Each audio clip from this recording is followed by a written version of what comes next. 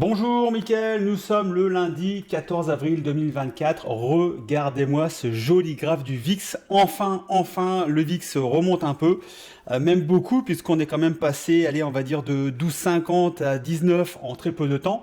On n'avait pas vu ces niveaux-là depuis, donc ici, cette bougie-là du 31 octobre, et ben, c'est quasiment, je crois, la dernière fois que j'avais passé un ordre, donc vente de put. Et ben, écoutez, là j'en ai profité entre donc vendredi, puisque vendredi on est quand même monté ben, quasiment sur les 20 ici, sur les 19, 19-20, et on a clôturé ben, sur la mèche donc de vendredi ici ce jour. Donc j'en avais profité vendredi pour passer quelques trades, et donc j'ai repassé des trades aujourd'hui. Donc alors j'y suis allé mollo puisque c'est le tout début donc du retour de la volatilité. J'ai passé entre mon portefeuille perso et mon portefeuille donc témoin de la bourse en stress, j'ai passé 4 trades dont j'ai publié ici sur bulltribe.com. Donc vous avez ici un espace où vous pouvez vous abonner, et pour un tarif de 50$ mensuel, vous pouvez avoir copie de l'ensemble de mes trades. Donc là aujourd'hui, enfin sur les 2 jours, on a quand même passé 4 ventes de put, ce qui fait un peu plus de 650$ de prime perçue. Donc voilà, donc vous mettez 50$ par mois, et sur une seule journée, j'en profite pour passer 650$. C'est quand même super rentable. Voilà, donc j'ai également posté sur LinkedIn, donc j'avais posté ici, donc vous voyez, donc il y a un contrat qui m'a rapporté 160$, un qui m'a porté 145$, ici 51$ le contrat, mais j'en ai passé plusieurs, et ici un autre contrat qui m'a rapporté 100$ sur des échéances qui vont de juillet jusqu'à octobre pour le plus loin. Mais vous voyez que, alors je suis très content puisque bah, j'ai mon petit doigt ici, voilà, j'avais peur qu'il se rouille, mais non, il fonctionne toujours très bien, donc j'ai pu cliquer entre vendredi et aujourd'hui pour passer des contrats. Bien sûr, je vais attendre l'évolution donc du VIX dans les jours suivants pour voir s'il y a moyen bah, d'aller gratter encore des primes supplémentaires. Mais voilà, donc on va construire le capital petit à petit. C'est vrai que depuis le début de l'année, on n'avait pas fait grand-chose. On n'avait pas, en termes de vente de volatilité, on n'avait pas fait grand-chose.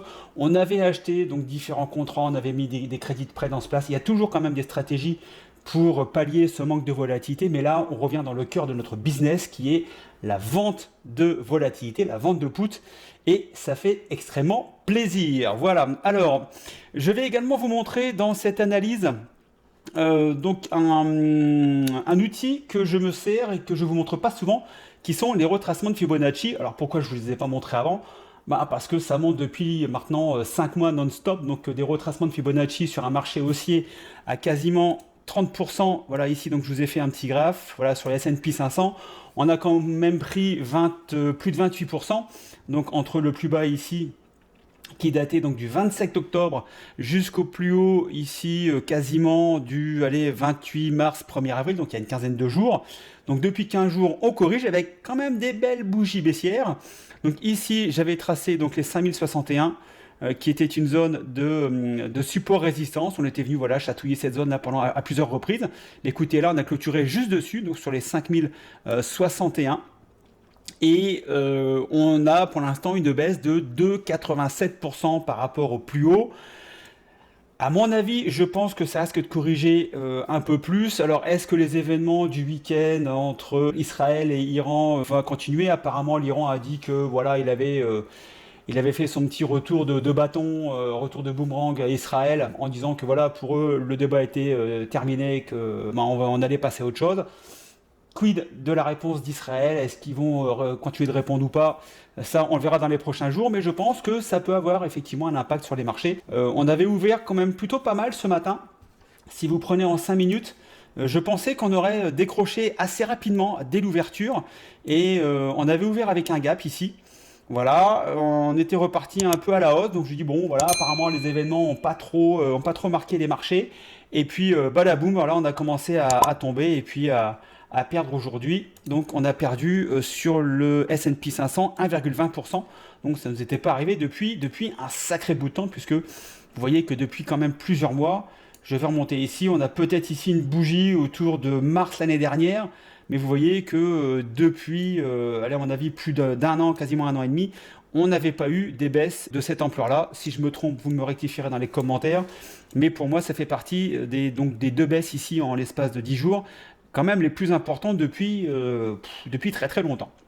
Voilà, alors au niveau des retracements de Fibonacci, je ne sais pas si vous vous en servez d'habitude, moi je m'en sers voilà, dans ces périodes-là en ce moment, puisqu'on a du retracement en cours, donc qu'est-ce qu'on peut espérer avoir comme target, notamment au niveau des supports.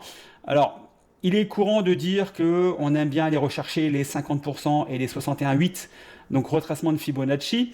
Alors, ça fait un petit peu loin quand même, en sachant que ici, si vous regardez les 50, on arrive comme par hasard ici sur la moyenne mobile à 200 jours, autour là des 4680, 4700. Donc si on extrapole effectivement un retracement sur ces niveaux, ça ferait une correction d'à peu près 11%.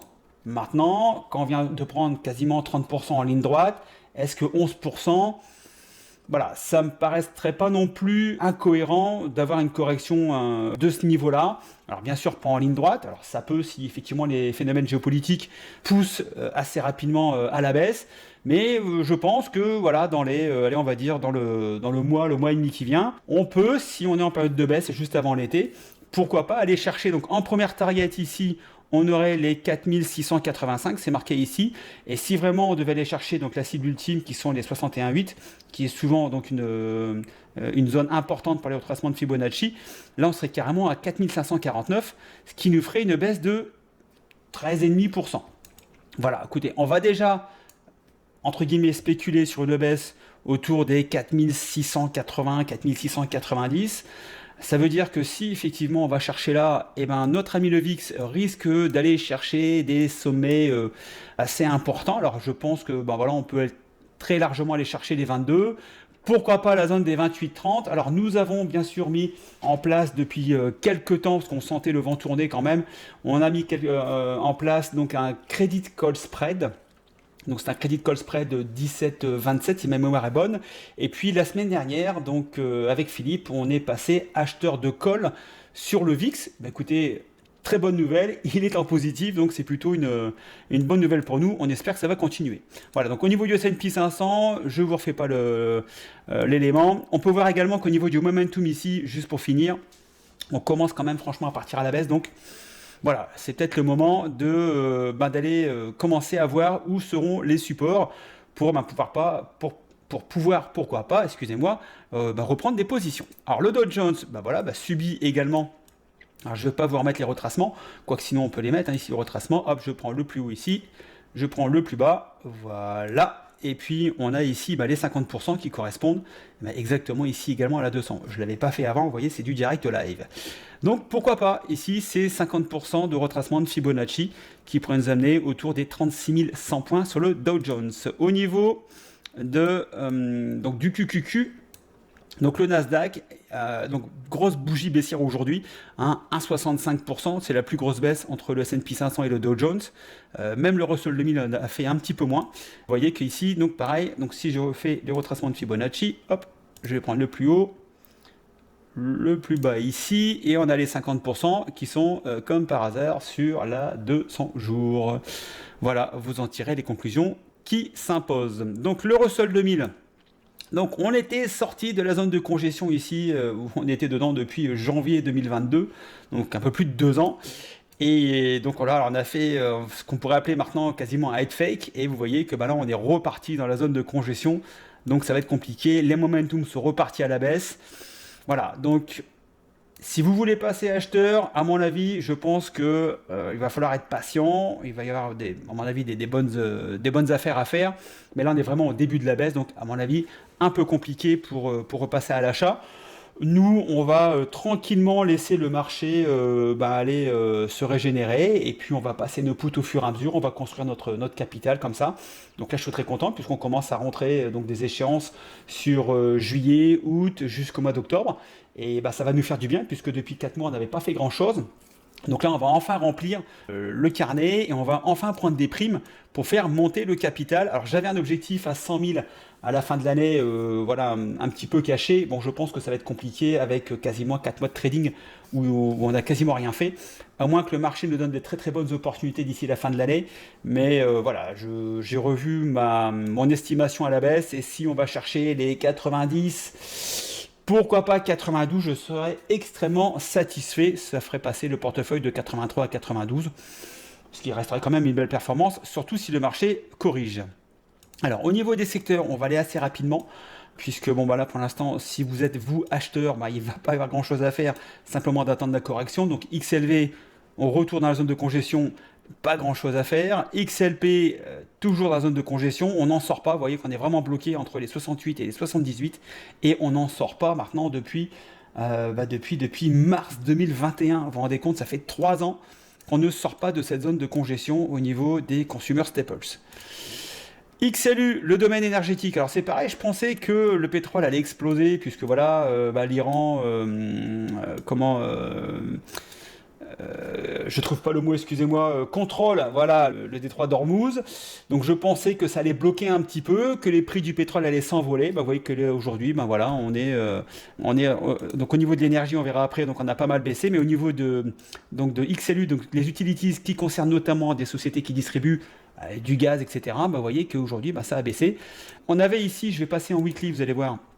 Donc j'avais tracé une grande ligne ici de tendance. Donc support, résistance, résistance, résistance. Vous voyez qu'on est compliqué. Donc là maintenant, donc on est cette ligne de tendance joue la résistance. On a été rejeté ici par la 200 semaines. On a croisé ici la 200 avec la 50 semaines. Donc clairement, on est baissier sur les utilities. Voilà. Alors, XLF, les financières, je vais revenir ici, voilà, donc les financières, bah là, petit gadin, assez sympa, donc de 5,58%, donc depuis le plus haut du 1er avril, donc en 15 jours, voilà, donc en 15 jours, on a quand même perdu 6%, bon, on a quand même fait ici, si je reprends le plus bas du mois d'octobre, on avait quand même fait 33%, bon voilà, 33% en ligne droite, on corrige de 5, même si on corrige de 10, franchement, je trouve que c'est de bonne guerre. Alors pour l'instant, pareil au niveau des financières. Donc on avait lancé des cover-out calls sur les financières. Bah, écoutez, je pense qu'on va toucher 100% de la prime au niveau du cover-out call, dont les échéances sont vendredi, donc le 19. Et bah écoutez, c'est pas grave, on a les actions en portefeuille, et puis bah, on va revendre des calls, et puis on va reprendre des primes. Et puis bah, si on garde les actions 2, 3, 4, 5 mois en portefeuille, c'est pas bien grave, ça fait partie de notre gestion du risque. Et pendant ce temps-là, on va encaisser les primes. Et vu qu'en plus le VIX augmente, les primes de call vont être de plus en plus chères. Donc on va prendre de plus en plus de primes. Comme quoi, il y a toujours moyen de faire quelque chose dans n'importe quelle situation avec les options. Alors, la technologie, balaboum. Donc là, on avait une zone de congestion depuis février, donc à peu près 2 mois. On était coincé ici entre les 204 et les 212. Et vous voyez que bah là, bam, 1,90% de baisse. Je regarde ici mon tableau. Je crois que non, on a XLE, non, même pas. XBI, bon, ça c'est un sous-secteur. Mais voilà, au niveau des secteurs principaux, bah, c'est XLK qui a aujourd'hui dégusté le plus avec une baisse de quasiment 2% à 1,90. Alors, bah, écoutez, on va refaire le petit exercice de Fibonacci. On va aller voir un petit peu quels sont les targets possibles. Alors, les retracements, donc là, bah, les 50%, je ne l'ai pas fait exprès, je vous assure. On est toujours au niveau des 50% avec le support de la 200 jours ici. C'est quand même, si je prends la 200 semaines, alors, 200 jours, pardon, nous on travaille beaucoup avec cette zone-là. Vous voyez que c'est quand même, voilà, ça sert bien souvent de zone de contact pour des supports, des résistances. Donc là, bah, pourquoi pas aller chercher ici la zone des 184 $, ce qui nous ferait quand même une baisse supplémentaire. Je vais vous chercher ça tout de suite. Donc là, il y aurait peut-être encore 8, peut-être 10% dans un excès de pessimisme. Mais à mon avis, voilà, il y a peut-être entre 8 et 10% à aller chercher sur XLK. J'ai commencé à vendre un put aujourd'hui sur une valeur technologique. Ça fait partie notamment des... deux, pardon. Donc j'ai vendu 2 puts sur des valeurs technologiques. Ça fait partie effectivement des éléments. Pour l'instant, voilà, j'aurais peut-être effectivement pu attendre que le cours descende un peu plus, etc. Mais bon, je construis mon portefeuille tranquillement. J'ai pris une position assez sécurisée. Je n'ai pas engagé beaucoup de marge dans mon portefeuille. Donc même si ça baisse, écoutez, le contrat sera en perte pendant quelques temps. Moi, ce qui m'intéresse, c'est d'être au-dessus du prix du strike à la date d'échéance. Le reste, entre-temps, écoutez, je construis mon portefeuille tranquillement, puisque imaginons que le VIX reparte à la baisse autour des, des 14-15 assez rapidement, et de toute façon, la différence entre le moment où j'ai vendu avec un VIX fort et je vais racheter avec un VIX faible, automatiquement, je serai gagnant sur la position. Voilà, tout ça, ce sont des éléments qu'on vous apprend dans les formations, aussi bien online qu'en présentiel, mais on vous enseigne comment gérer des situations en fonction du VIX. Alors, les materials, enfin les materials, voilà, commencent à baisser également. J'ai quelques positions en vente à découvrir, alors pas sur les materials, mais sur un secteur que, si vous me suivez depuis longtemps, donc je vous en parle quand même depuis pas mal de temps, c'est le secteur donc des home builders. Et ben on va aller faire un tour juste après. Mais vous voyez qu'au niveau des materials, ben là ça commence quand même à corriger pas mal. Donc là, allez, on se fait Fibo. On se fait Fibo et Fibo, vous voyez que voilà, donc les 50%, bah, toujours à peu près au niveau, hein, là on est à quoi? On est à 50 cents près, donc on est quasiment quand même dans ces zones-là. Donc bah, vous voyez que bah, les 50% de Fibonacci, c'est peut-être une zone à surveiller dans les jours, enfin plutôt dans les semaines qui arrivent. XLY, pouf, 1,67%. 1,67, 1,67, non, on n'a pas battu XLK qui lui a fait 1,90. Mais vous voyez que là, ça corrige sévèrement. Alors, est-ce qu'on va ici venir sur cette ligne de tendance support-résistance qui est concomitante ici avec la 200? Écoutez, à voir les séances suivantes. Mais voilà, c'est la zone des 172. Hop, je vais replacer ici. La zone des 172 est à surveiller au niveau des Consumer Discretionary. Au niveau de l'industrie, alors on s'y attendait un petit peu puisque si vous regardez bien, j'avais tracé, donc si vous reprenez l'analyse d'il y a 15 jours, j'avais commencé à tracer quelques divergences baissières et vous voyez que là, clairement, on est dans un cas typique d'une divergence baissière, voilà, donc ici donc on a des plus hauts au niveau du cours et on a des plus bas au niveau donc de du MACD ou du MACD, ça dépend comment on le prononce, mais voilà, donc ça a quand même engendré possiblement une baisse. Donc ici, c'est pareil, on va recommencer. Hop, voilà. Et puis, on a toujours les 50. C'est extraordinaire, c'est quasiment sur tous les secteurs. Vous voyez qu'on a quand même les 50% de retracement qui viennent au contact, allez, quasiment 9 fois sur 10 sur la moyenne mobile à 200 jours. C'est juste extraordinaire. Voilà, donc à mon avis, donc la baisse n'est pas finie. Donc là, j'ai quelques boîtes en surveillance pour aller vendre des puts. Mais voilà, donc j'ai ma liste, donc j'ai ma watchlist. Aujourd'hui, j'ai vendu 4 positions en 2 jours, donc tranquillou, donc j'ai pas forcé sur mon portefeuille. Et puis simplement, si le marché continue à nous donner des opportunités, j'ai ma watchlist et puis je vais commencer à enquiller des ventes de puts à différents niveaux, à différentes échéances pour construire mon revenu mensuel d'ici la fin de l'année. Et pourquoi pas sur début 2025 si les conditions sont réunies, puisque ça nous arrive également de vendre des puts long terme, ce qu'on appelle des LIPS, donc minimum 1 an. Pourquoi pas aller vendre du très long terme si jamais les conditions de marché sont réunies en ce qui nous concerne. Donc ça, on vous l'apprend également dans les formations et on vous dit à quel moment on passe vendeur long terme de put dans certaines conditions précises. Je ne ferai pas ça en ce moment, mais je ferai ça dans certaines conditions. XLE, le domaine énergétique, vous voyez, donc là on pensait qu'avec la petite bagarre en ce moment, du week-end, le pétrole allait flamber. Écoutez, c'est pas du tout le cas. Au niveau de l'énergie, vous voyez que là les boîtes de l'énergie depuis 2 jours ont quand même baissé. Donc ça c'était vendredi, donc avant le coup de Trafalgar entre Israël et Iran. Et puis là aujourd'hui, donc belle correction encore, puisque une correction de quasiment 1% à 0,94. Et vous voyez qu'au niveau du momentum, on part bien à la baisse. Donc je n'ai plus de... Si, j'ai encore un put. Une vente de put sur VLO qui arrive à échéance vendredi. Mais bon, on est tellement loin du strike que là, je suis à 99% de la prime reçue. Donc je vais laisser le contrat mourir tranquillou jusqu'à vendredi. Je vais récupérer de la marge, quoique la marge, j'ai regardé, elle est plus énorme puisqu'on est tellement loin du strike que de toute façon le broker là ne me demande quasiment plus de marge. Et puis, écoutez, il me restera un seul contrat sur SLB que j'ai pris assez récemment sur le domaine énergétique. Mais pareil, on attend un retour pour reprendre des positions puisque je pense qu'avec l'énergie, on n'en a pas terminé. Donc, les home builders, finalement vous savez que je short ce marché depuis un bout de temps et depuis que je short, ça monte. Et là, effectivement, donc j'avais pris des positions, donc c'était donc j'avais pris des positions ici où j'avais été gagnant sur la baisse. Le marché s'était retourné fin octobre comme l'ensemble du marché. Et là, bien sûr, toutes mes positions, vous verrez ça dans le bilan. Alors, ça, il faudra attendre le 31 décembre. Mais vous verrez que là, j'avais vendu des puts et bon, j'étais pris dans les dents. Donc là, j'ai perdu mes primes de put. Et puis, mais bon, voilà, connaissant un petit peu le marché immobilier, d'ailleurs, ça commence à baisser. On est en train d'ailleurs de renouveler notre lease ici. C'est la première année qui n'augmente pas notre loyer, alors que d'habitude, on se prend toujours 3-4%. Et là, bizarrement, cette année, on prend pas d'augmentation de loyer. On recherche également une maison pour bouger et on s'aperçoit quand même que les loyers commencent à baisser. Là, depuis 2-3 mois, on a une accélération au niveau des baisses. Alors, c'est pas grand-chose, mais on est clairement dans une autre dynamique où avant les prix ne faisaient que monter. Là, on commence à avoir des prix de maison à l'achat, à la vente, qui baissent. Les loyers commencent également à baisser, donc on n'est plus dans l'euphorie qu'on a connue depuis 4 ou 5 ans.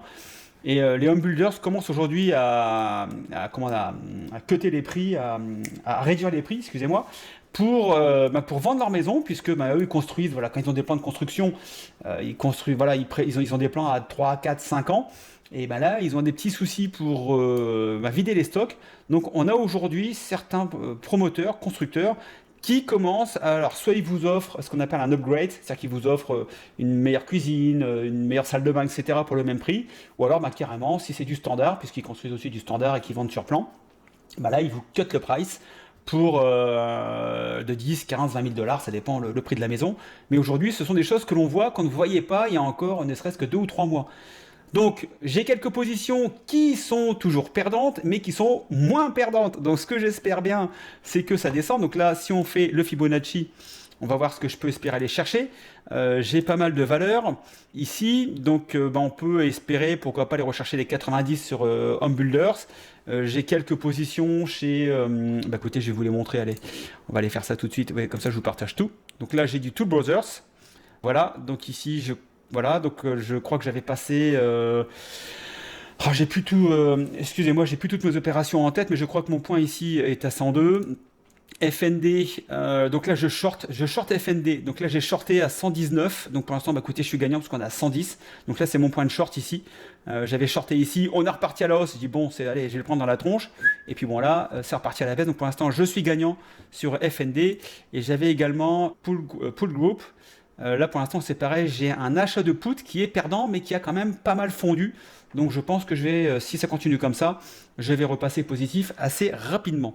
Je reviens sur les indices. Alors qu'est-ce qu'on avait? Donc on a fait ça. Alors SMH, je vais agrandir ici la zone. Voilà, donc SMH, donc pareil, donc grosse poussée, donc on est passé de 133 à 236, ce qui fait une progression. Hop, on va aller voir ça tout de suite ici, de 75%. Donc, vous voyez, voilà, si on se prend 75% de progression, est-ce que ça vous paraît logique d'aller corriger de 10-15%? Écoutez, on va aller voir ça tout de suite. Là, on a déjà corrigé de 10%. Et puis, si on fait notre ami Fibo, qu'est-ce qu'on peut aller chercher?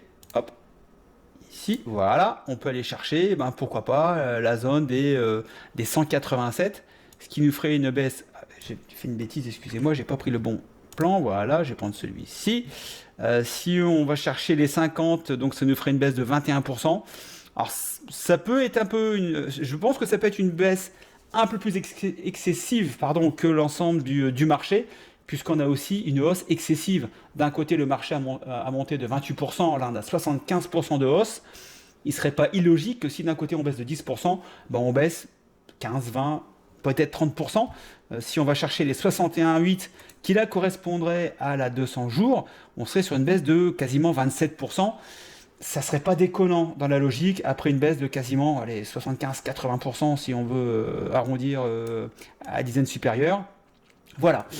Donc, au niveau de notre plan de trading, vous l'avez compris, on commence enfin à être récompensé de notre patience parce que ça faisait quand même novembre, décembre, janvier, février, mars, mi-avril, c'est 5 mois et demi qu'on n'avait quasiment rien fait sur de la vente de put, même si on avait mis d'autres stratégies en place comme des achats de call, on avait mis en place donc des crédits de call spread, qui là j'ai un crédit de call spread sur KRE, je peux vous le montrer, KRE, voilà, j'avais un crédit de call spread ici, donc 55-60, que j'avais dû passer dans cette zone là, je crois ici, Non, c'était 2024, je sais plus, il faudrait que je regarde la date.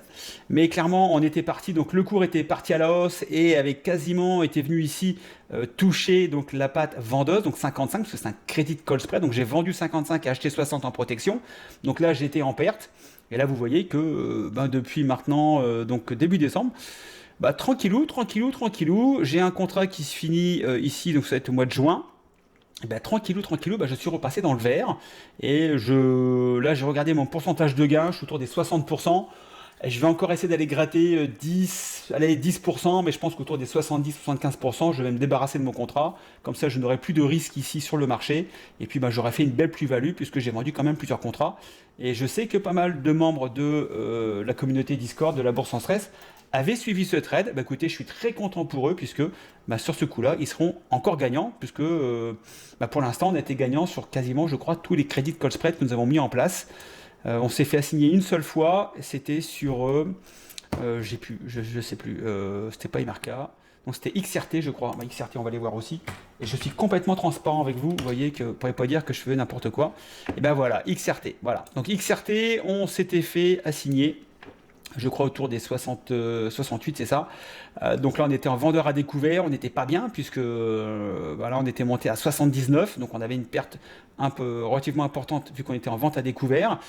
Et puis ben là, vous voyez donc la jolie chute. Donc là, j'ai été conforté quand j'ai vu qu'effectivement on était sur une divergence baissière. Donc ça m'a conforté dans ma position. Et bah écoutez, là, on vient de taper les 38,2. Les 50% sont autour des 68. Là, je serai à zéro au niveau de ma vente à découvert. Vu que j'ai 300 contrats, bah, je pense que j'en libérerai une partie. Et puis bah, j'essaierai, en fonction du marché, bah, d'aller gratter un petit peu de gain si l'action, si l'indice XRT devait continuer de baisser.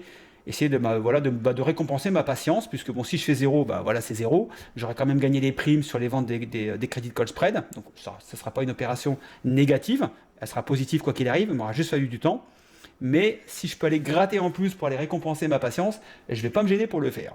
Voilà, donc vous avez donc aujourd'hui, donc ça fait quoi encore 25 minutes qu'on a passé ensemble. Donc je vous ai donné mon plan de trading. Pour l'instant, on y va mollo, on a passé quelques positions.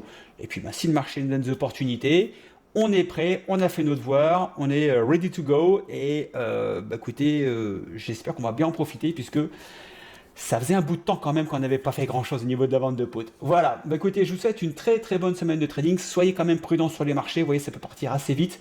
Donc si vous voulez prendre des positions, notamment en vente de put, voilà, prenez 1-2 contrats de temps en temps, vous attendez 2-3 jours pour regarder un petit peu comment se positionne le marché. Et puis si le marché repart à la hausse et que le VIX rebaisse, et c'est pas grave, les 3, 4, 5 ou 10 contrats que vous avez vendus, et écoutez, ça sera du bonus quoi qu'il arrive. Voilà, sur ce, trade safe, ciao, bye bye, à la prochaine.